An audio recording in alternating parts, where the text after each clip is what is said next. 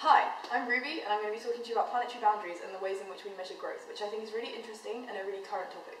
In 2009, a group of scientists came up with a collection of 9 planetary boundaries which they said within which we could continue to live for many generations. More recently, Kate Raworth has tried to extend the planetary boundaries theory by adding social boundaries to the environmental in the hope that this will help to create a safe and just space for humanity in what she calls donut economics. The donut of donut economics refers to the zone of the diagram where development is great enough to meet the basic needs of humanity without infringing on environmental boundaries.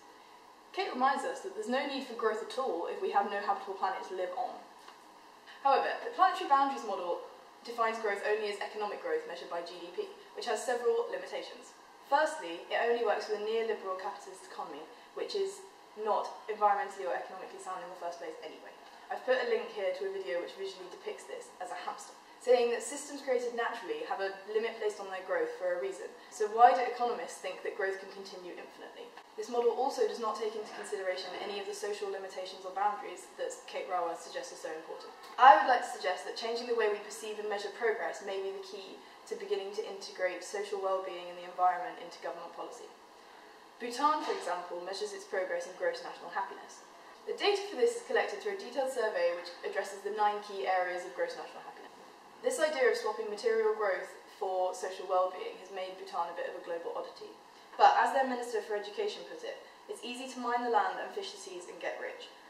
Yet we believe you cannot have a prosperous nation in the long run that does not conserve its natural environment or take care of the well-being of its people, which is being borne out by what we are seeing in the outside world. Of course, other methods for measuring progress have been suggested, such as the Gini coefficient or the Human Development Index, but I can't go into those now.